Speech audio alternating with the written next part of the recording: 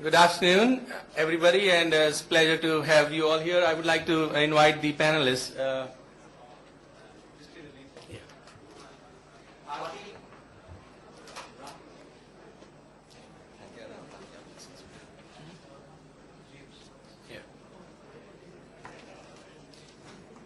James, please join me.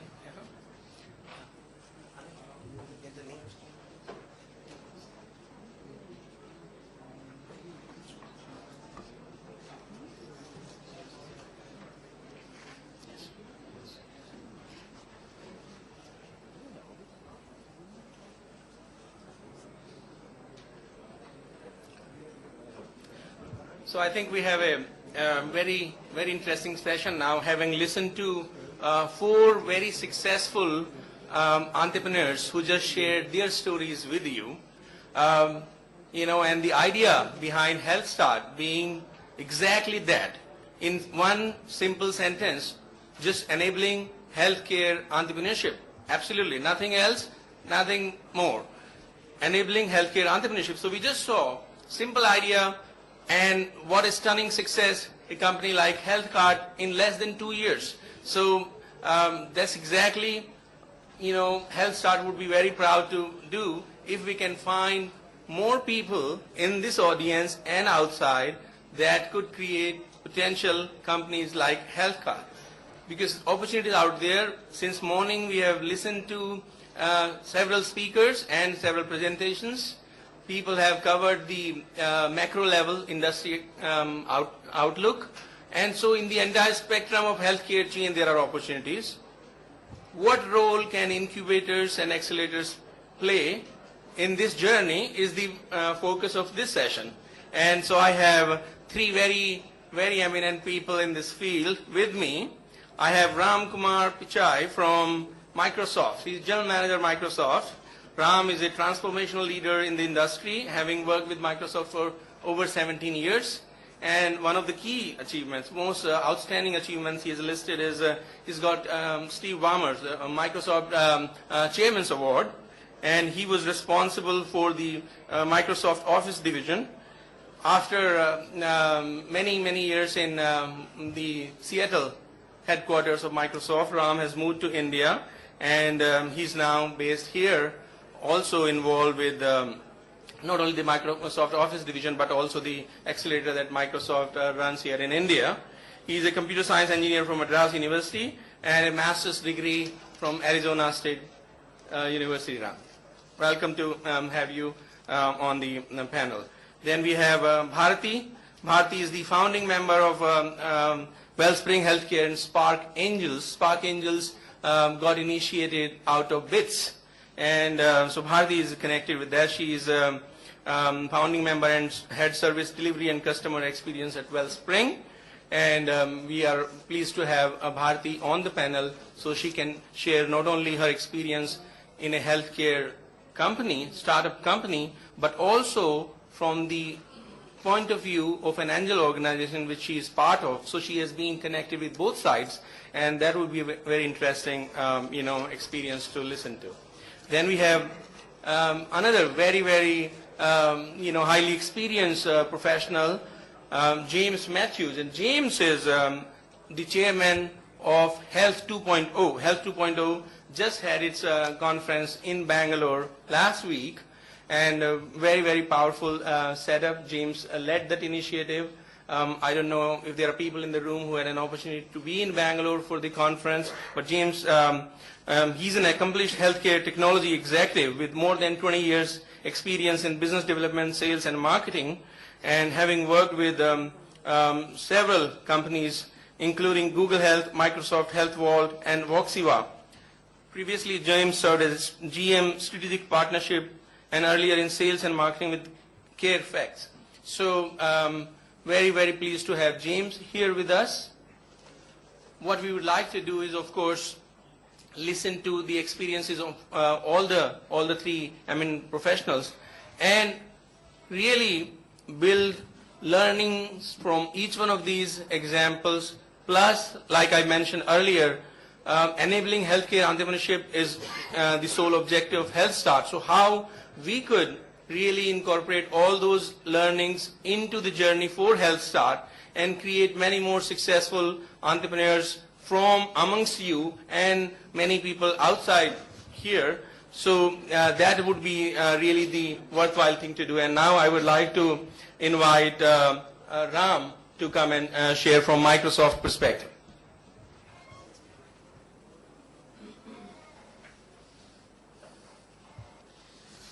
Just trying to.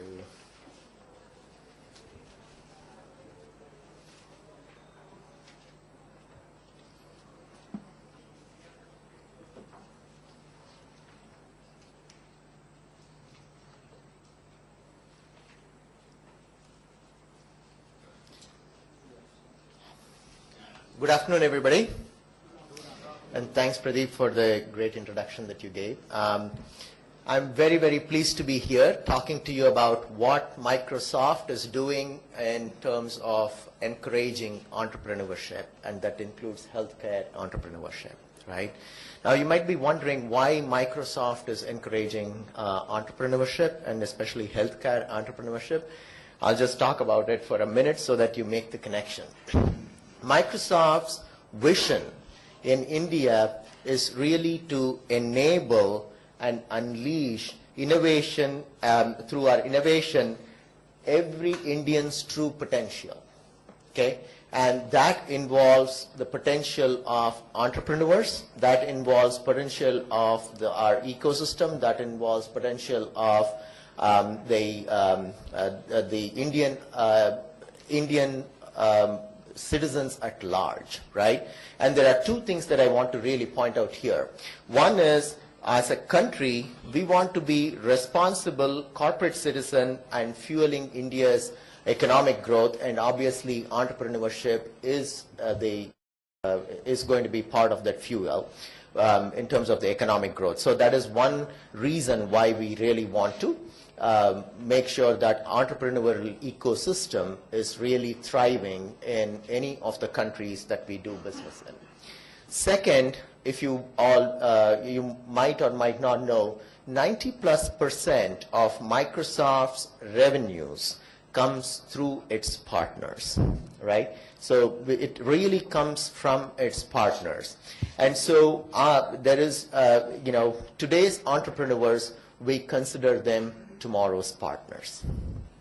Okay, that's the way we would like to partner with today's entrepreneurs, and I'll tell you what we are really doing in terms of encouraging entrepreneurship, and with the expectation that the entrepreneurs will grow to be really big and become some of our key partners across the globe. Okay, so that's the real reason why Microsoft is involved in creating entrepreneurship, other than a CSR type motive. Now, we all know that there are constraints to entrepreneurship, okay? Right from the beginning. Getting started as an entrepreneur itself is difficult because, especially in the Indian cultural context, people tend to go for more stable jobs. So what we have seen in the last couple of years as a company is a lot more entrepreneurs are coming forward, even at the graduate level. When people graduate out of colleges, there are a lot more people willing to take entrepreneurship as their option. And then you look at what are the other sort of, once you cross that hurdle, and then say what are the other hurdles that you will face, is really what are the ideas for entrepreneurship, which area that a person needs to be an entrepreneur in, right? And once you've selected the area, what are the things that you could do to become an entrepreneur in that area? Where is the need in that particular discipline? And then obviously selecting a particular idea and thought, and making sure that there are suitable mentors for those, for sort of maturing that thought, making sure that there is early age funding, and making sure that there is idea validation as well. Those are some of the key challenges before the entrepreneur really starts, the idea starts seeing light of the day, right? So that's sort of the context in which I'm going to talk to all of you today.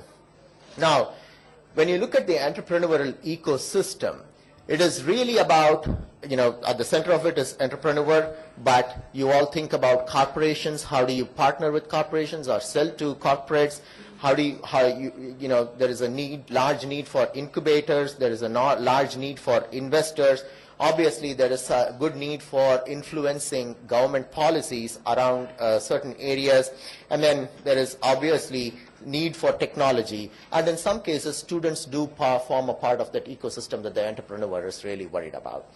Now, what we do as Microsoft is really provide a platform for connecting all these dots for the entrepreneurs. How do we do that? Every month, we do have events that are either organized by Microsoft or organized in partnership with organizations like TIE. And through that, we really provide a platform for networking for the entrepreneurs, for the entrepreneurs with angel investors, venture capitalists. We really provide a showcase platform for the entrepreneurs, and also make sure that it also is a platform for attracting talent, because obviously any company that needs to take off its ground needs real good talent. And so this also forms a platform for attracting talent in the market. We also provide software, free software, right? If you are a startup and you have software included in your idea, and software becomes a package that you sell to your customers, then Microsoft provides for the first 3 years free software for all your use. And this itself is a packet that is worth 26 lakhs of Indian rupees over 3 years. So that is something that we do provide. We also provide technology support. Supposing in healthcare, somebody is developing, I saw something in the previous panel, somebody is developing software plus services, okay? We provide technological support in terms of architecting the software, in terms of making sure that you're choosing the right set of architecture, making sure that the architecture develops into something that is useful for the end customers, etc. So we do provide technological support for entrepreneurs at free of cost. What we have done so far, we have helped about 50,000 entrepreneurs across the globe. We have a network of about 2,000 partners, which includes partners like TIE, but also venture capitalists. We have mentors, we have angel investors as part of our partnership program as well. So we have 2,000 of those connected in our system.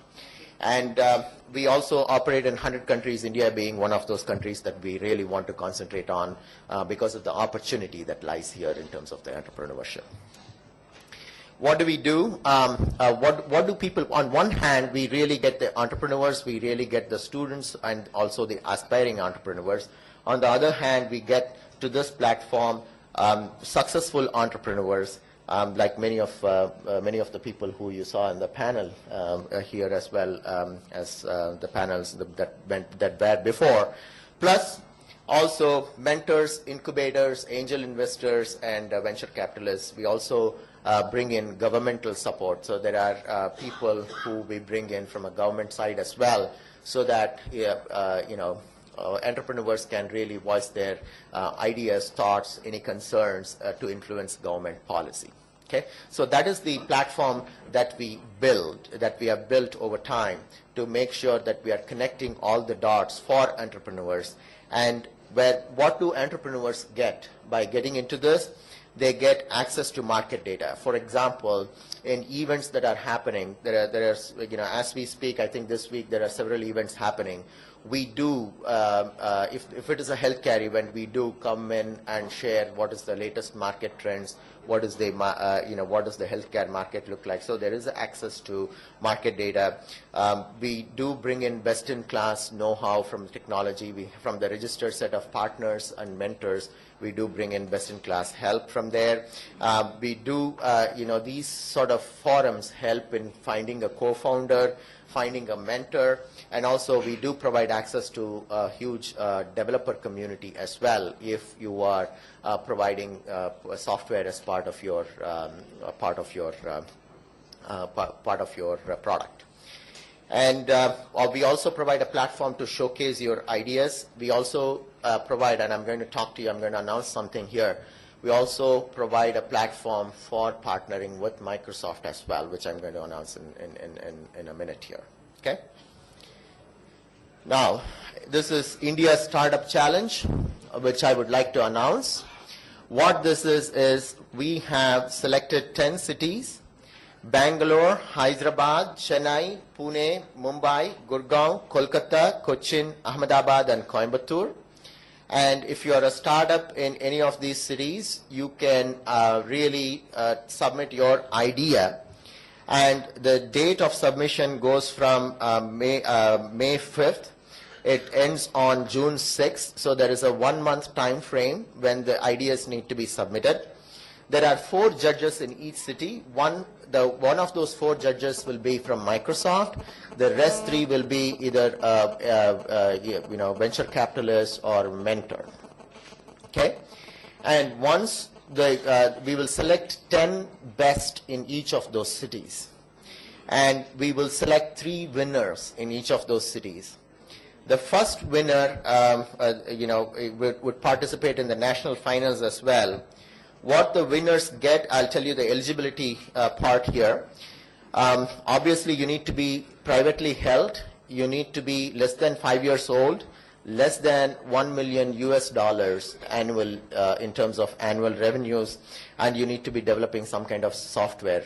You can develop software as part of it and then something else as along to go with it, but you need to be developing software as part of your startup. And it needs to include Microsoft technology as part of that this software. And you need to enroll yourself in BizSpark. I'm going to tell you how to get that.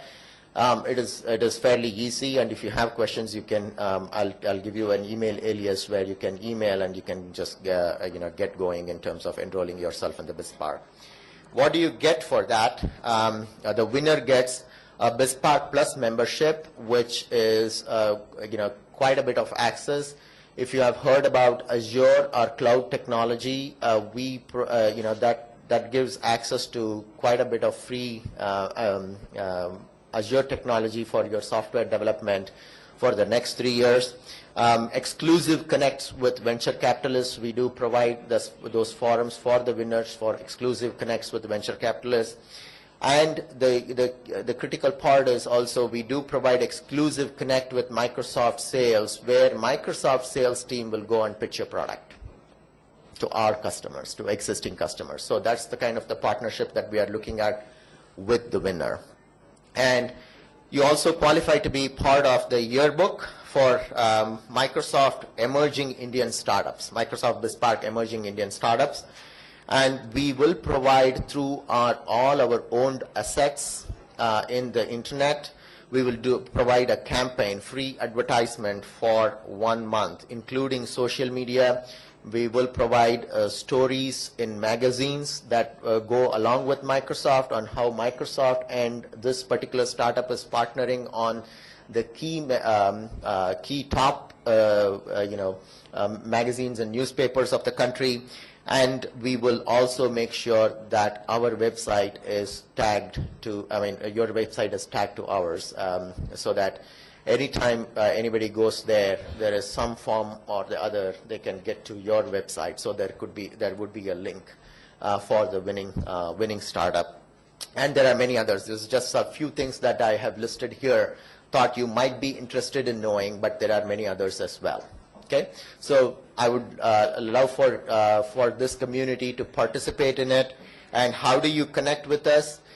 Make sure startcon @microsoft.com. Send an email there, and you will be able to connect with us on either this announcement or how to partner with Microsoft, or how to get some of those benefits that I talked about that are available for all entrepreneurs apart from the winner. Okay? So thank you very much, folks. I'm really looking forward to the other speakers as well, and hopefully you will have a great day today. Thanks.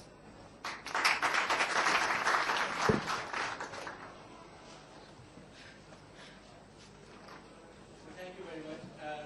I think that was very, very interesting, not only in terms of sharing the Microsoft support system to enable entrepreneurship, and as many of you probably did not know, there's a specific role in healthcare as well.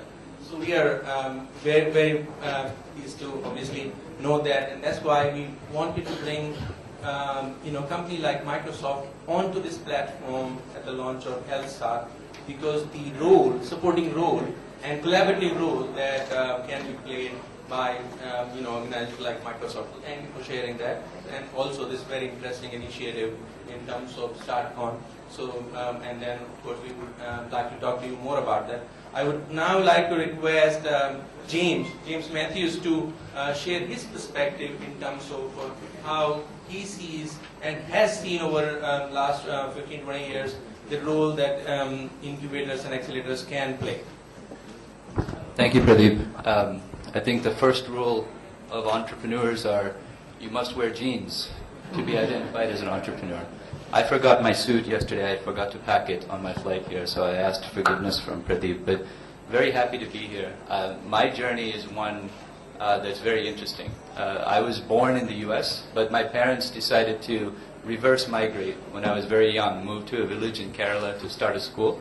And I grew up in that village, watching my parents build a school, and then trying to understand Malayalam and Hindi and Sanskrit and all these languages, and really got a great understanding of the diversity of India. As I was a teenager growing up, I was waiting to become 18 so I could head back to the US and leave all this behind. And then when I got to the US, finishing school, working for healthcare companies, physicians, I couldn't wait to come back to India to make a difference. So I moved my family back here in 2003 after working for WebMD and solving problems all around the world with Rockefeller Foundation. And so what's the role of incubators and accelerators in healthcare? A role of encouragement, a role of transparency, a role of honesty.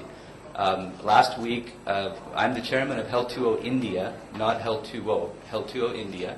Last week we held a conference in Bangalore, and we decided to be unplugged, strip away everything, no sponsors. In fact, we had day one at the Microsoft Accelerator.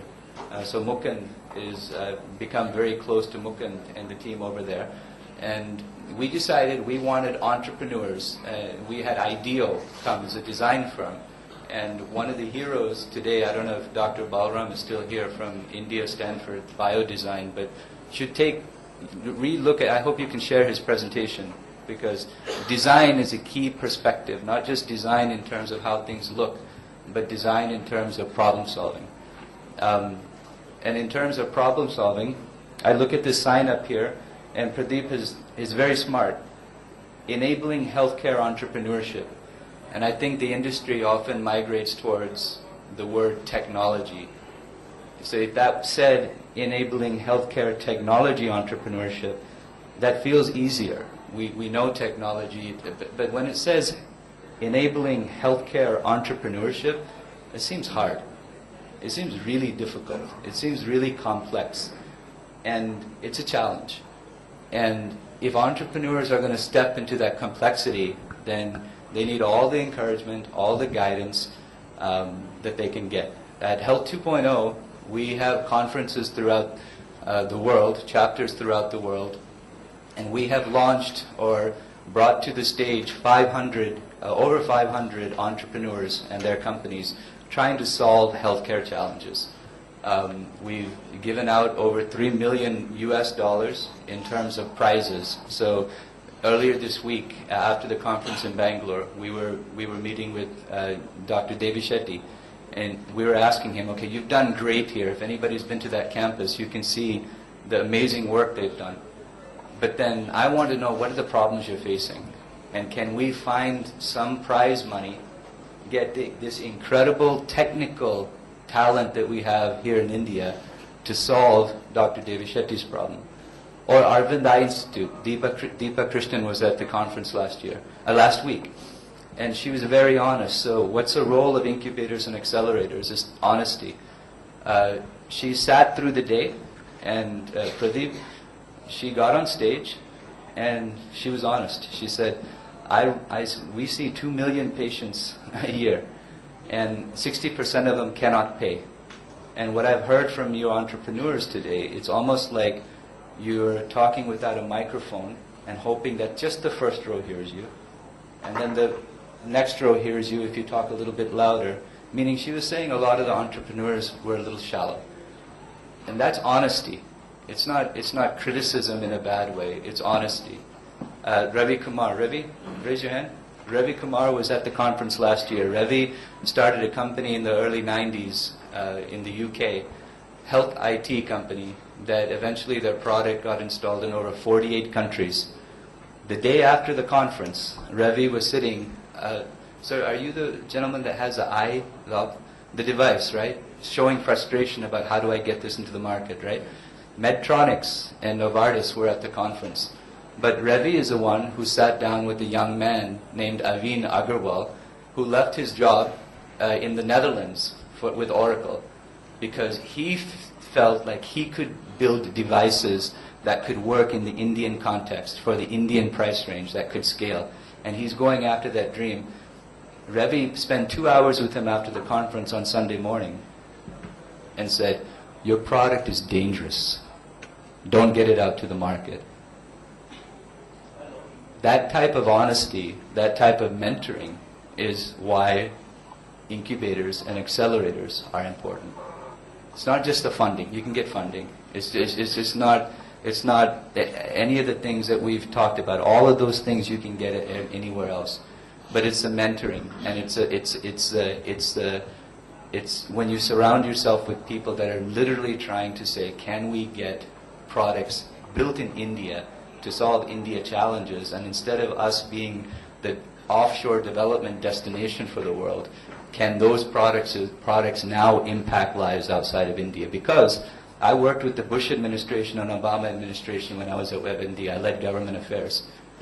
It is about access to healthcare. It's about driving costs down, and it's about improving quality. They had the similar challenges. And even though we're fragmented here, there seems to be some sliver of hope that entrepreneurship can actually make a difference here. In the US market, it's completely on the opposite spectrum. There's not even a visible sign that entrepreneurship can really make a difference. And so we're privileged and honored to be here in India to encourage entrepreneurs in their journey towards solving healthcare challenges. So the number one issue I would say is design. Microsoft Accelerator accepted, I think, over 3,600 applications for their accelerator program in Bangalore last year in their first class. I think it was, if I get the numbers wrong, excuse me, but 3,600, this is what Mukund told me. He said over 400 to 500 applicants were healthcare. They took a couple. So look up this company, Healthify Me. We heard Dave talk earlier about nutrition and weight loss. Similar company. Tushar gained weight, wanted to figure out how to lose the weight, and now he's developed an application that is helping people do the same thing. I think Dave and Tushar need to get together and figure out how to solve that problem. That's what Health 2.0 does. There's interesting, Chetan Patel from Rakia. He has a HIT system, but he's very passionate about pushing out air ambulance services in India. And when you think of it as, I put my business hat on and investor hat on, and I talked to Chetan, and I talked to him, and I say, what? I'm thinking, how do the numbers work? And then he tells me about the issues he's run through, and he has already talked to Deccan Airlines and all the different regulators and government folks that he needs to talk to, and he's already launched an air ambulance service out of his hometown in rural Karnataka. And in my mind, I'm thinking, okay, wonderful idea. You're not going to go very far. And then I asked him the question, what's driving you? Why are you doing this? His brother died in a car accident in rural Karnataka.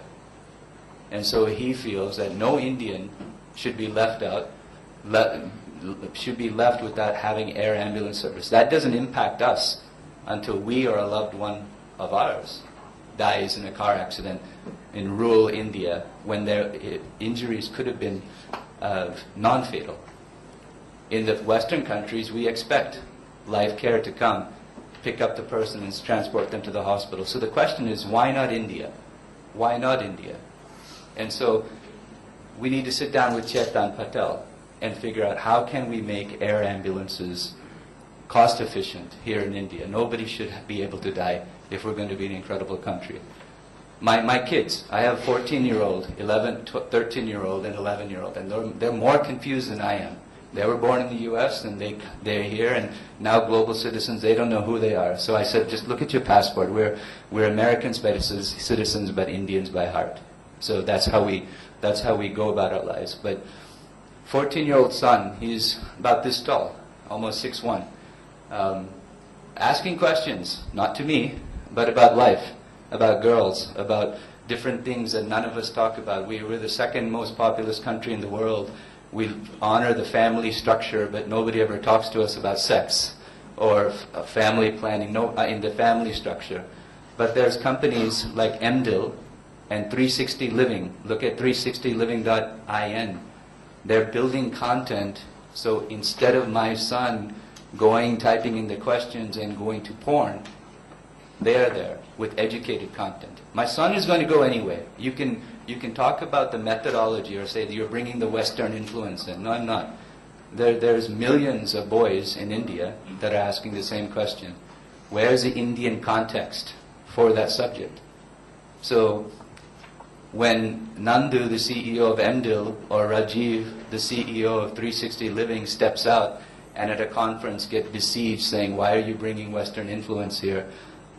Some folks need to protect them and guide them and say, listen, you're not trying to promote anything other than education, content. So around the world, at least in the US last year, in 2011, 1.03 billion was invested in health tech, Health 2.0 type technologies. The equivalent amount was invested in the first 3 months of this last year. And the number one technologies that were invested in were around content, around self-management tools, and around tracking. Content in India matters, and we can't take the Western stuff and embed it here and hope to modify it a little bit. India is India. And so that's why incubators are important. That's why what you're doing is so important. I could go on and on and on about the stats. But that's why this is important, and that's why we have to stand with Pradeep, with HealthStart, with Microsoft Accelerator, with Startup Village in Kochi, with anybody who's encouraging entrepreneurship in healthcare. We have to be honest, we have to push good design, and we have to be transparent about their chances of success. I'll just read a couple of quotes last week from some folks who were at the conference I wrote down in my book. This is from Dr. Shyam Vasudev. He's the president of Forest Health. We're always thinking about making products for the US. We have to stop. Most of us will fail, is what Debraj Shom, the CEO of MediAngel, said.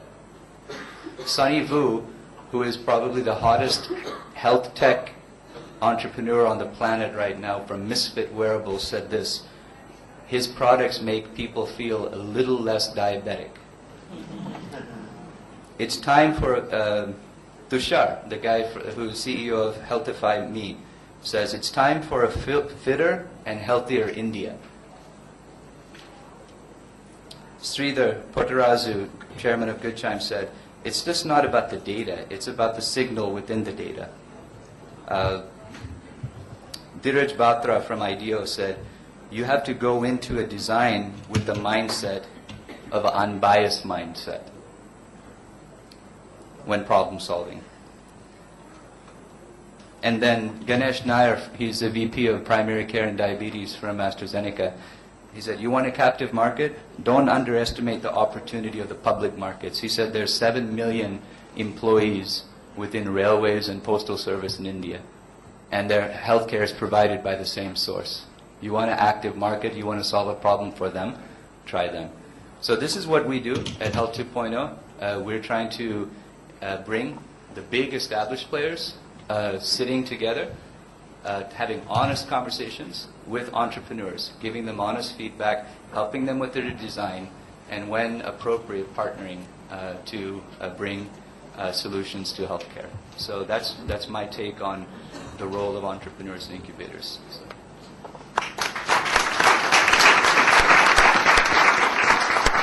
I think that was wonderful, James.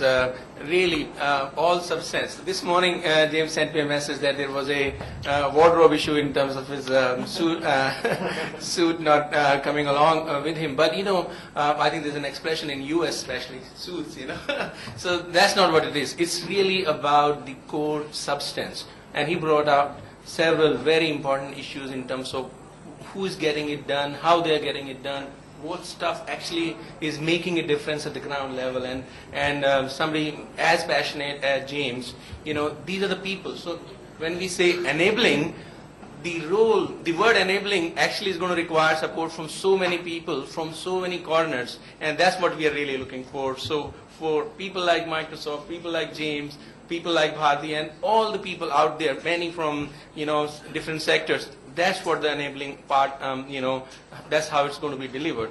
And now I would like to request Bharti quickly to share her thoughts, and then we can take a few questions.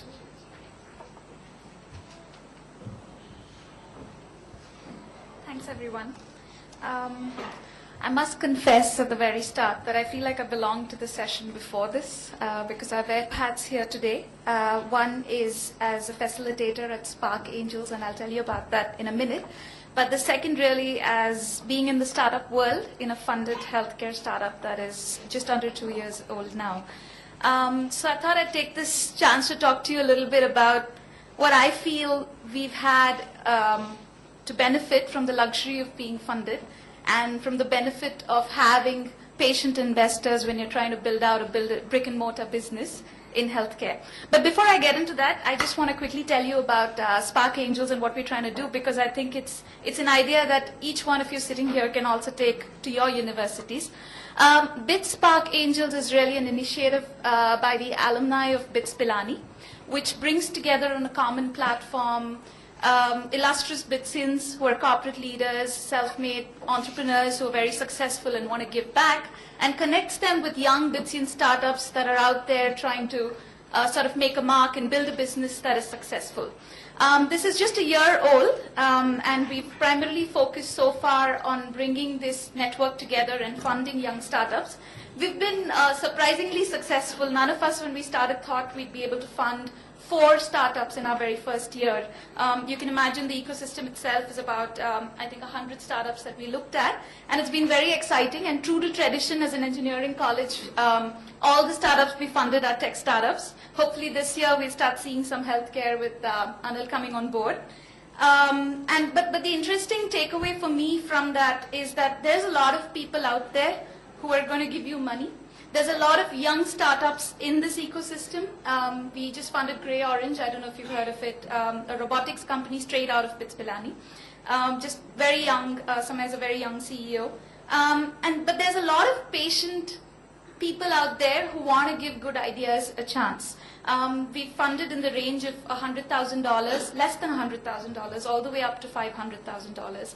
And we're now partnering with multiple VCs, multiple incubators to take this forward and make it bigger and better. And to me, it's the sort of idea that every one of us who's gone to a university can bring together at their universities and really create this ecosystem to be bigger and better. But I also want to now talk to you about what I've been doing at HealthSpring, which is a brand owned by Wellspring Healthcare, founded by Dr. Sen and Kaushik Sen 2 years back. You've probably seen it in the news. We're in the primary care space. We're setting up a chain of family medicine clinics across Bombay. We're now operational with 4 on the ground, which are over a year old, and we're just starting to build out our next 4. And when I joined HealthSpring, I'd actually spent a good chunk of time in the big corporate world. I was actually doing M&A at HSBC in Hong Kong, and this idea came along. I'd worked with Kaushik, and I said, I really should try something, try building something from scratch in India. I didn't have a brilliant idea, and so I said, this is one way to learn. And I came to this. And when I joined, we were just about funded. We had just raised money. And to me, the idea of a startup was all about bootstrapping, about not having enough money. But very soon, as we got into building out this brick and mortar business, I learned a few lessons on why it's so important to be in that ecosystem where you have enough money to go out and test your idea, and you're also backed by people who actually believe in the idea and you, and are willing to give you that, just that little longer rope, So one of the things I think about today is what are the big reasons we could have failed in the past 2 years we've been around if we didn't have the luxury of funding, if we didn't have the luxury of the kind of investors who back us. The first thing that comes to my mind is we're in healthcare, right? No customer ever gives us a second chance. So when we opened the doors of our first clinic, we couldn't get anything wrong from day one. Few other businesses put you in that kind of spot. To be able to do that in a brick and mortar business requires a lot of investment, a lot of planning, a lot of testing every process and having it in place. So in terms of proof of concept, there's nothing bigger than having all your supply in place and having the luxury to do that on day one. So that's one of the reasons I feel, related to what people have been talking about. It's really worth going out there and looking at resources, looking at an incubator, looking at people who are actually going to understand that and then facilitate that for you. The second thing that came to my mind is, we're all talking about healthcare and the billions of the opportunity that is. But every day in what I do, I work with various startups in the healthcare space. And I'll give you an example of, we look at EMRs, right? Electronic medical records. And I spent a good part of my time at HealthSpring talking to multiple companies before we finalized one. And one of the things I learned is that from the outside, the opportunity looks so big. But if you don't spend enough time scoping that demand very carefully, you're going to get that completely wrong. In the EMR space, it happened to be when we started, I felt, everyone in the world has an electronic medical record. How hard can it be to take one from the UK or the US and customize it for India? That got, I'm sure you all know, vetoed like day one. And then to find someone in India who's actually able to bridge that gap for you when other providers like you are at very different places in the same space is very, very hard to do. So the actual demand of what you're trying to bring out, an incubator can actually help you estimate very well, and honesty clearly is the biggest gain from being part of such an ecosystem. And the third thing that I feel like we learned a lot is when we talk about incubators, VCs, accelerators, we talk about the network and how you can talk to so many people and get mentored, and all that. And all of that is true in a healthcare scenario. Yes, you have connects to VCs, they help you with that. Yes, they will introduce you to big corporate clients. A lot of our business comes from big corporate clients who signed up with us, who were introduced to us by our VCs. But I feel that the biggest benefit that I've had from being in this ecosystem and using the network is in actually connecting with other service providers. One of the things that we learned very early is that in the business of primary care, we're actually delivering a very complex service, and we simply cannot do it alone. So there's so many other service providers that we work with to deliver this, and what better place to find that than in an incubator or an accelerator where you're actually meeting like-minded people. I cannot develop my own electronic medical record when I'm bootstrapping service delivery.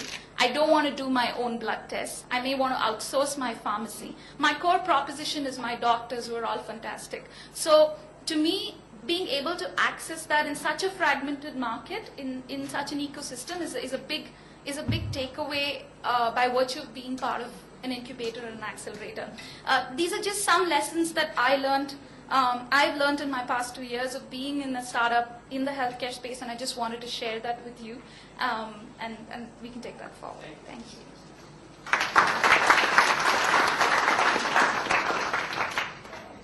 Thank you very much, Bharti, for those very interesting insights.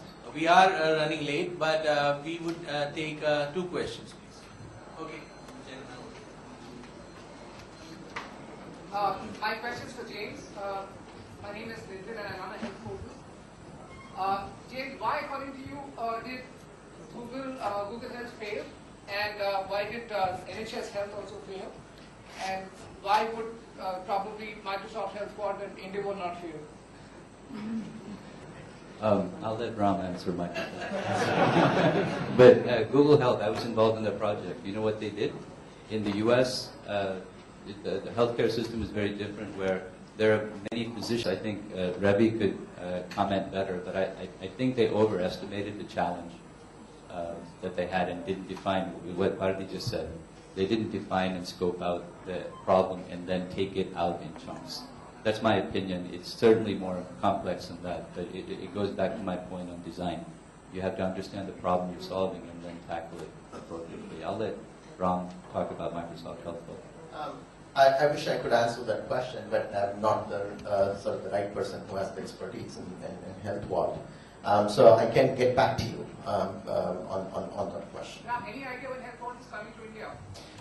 No, I don't know. So I can get back to you on that question. Well, I think essentially one general lesson in entrepreneurship is that even failures teach you a lot. So I think failures teach you as much as some of the success stories that we've heard earlier. So we cannot undermine the importance of the lessons, whether it's from Google Health or from NHS or from everywhere. And even in India, you know, in conferences like this, you would hear a lot of these success stories. But that's only part of the story. The major part of the story is the many people who are trying and sometimes not succeeding. But there is a potential successful entrepreneur in them, and that's the learning.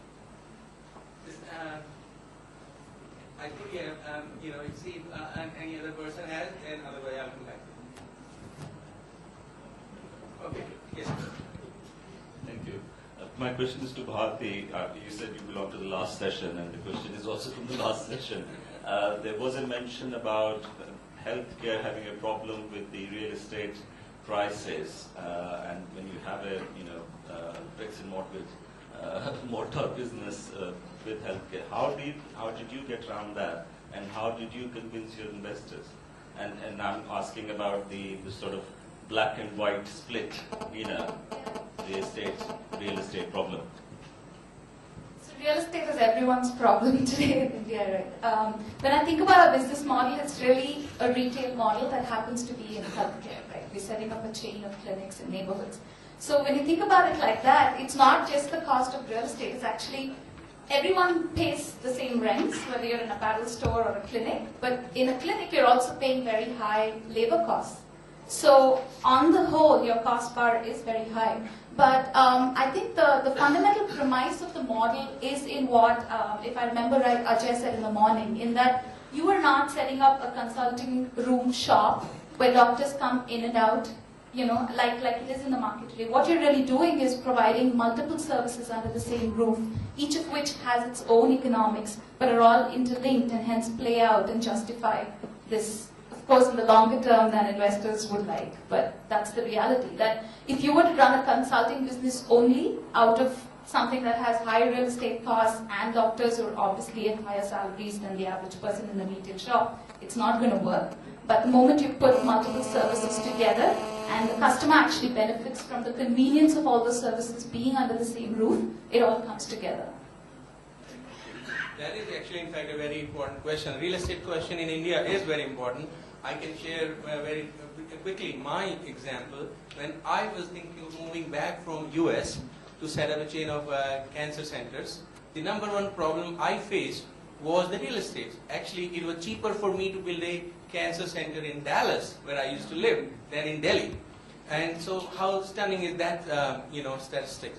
And then, therefore, it forced me to think about different models. So the model that we put together eventually was hospital within a hospital, just to get around primarily the issue of real estate. And of course, then the model that we ended up building is very synergistic, very collaborative. In fact, it's been recognized as one of the most innovative models featured in Harvard Business School case study and in ISP, because we built on the rest of the synergies. But primary driver was the real estate cost, which in India is very high. So thank you very much for those questions, and this will wrap up the panel discussion part of it. I would like to thank each one of my co-panelists here for their wonderful insights and taking the time. Really appreciate it.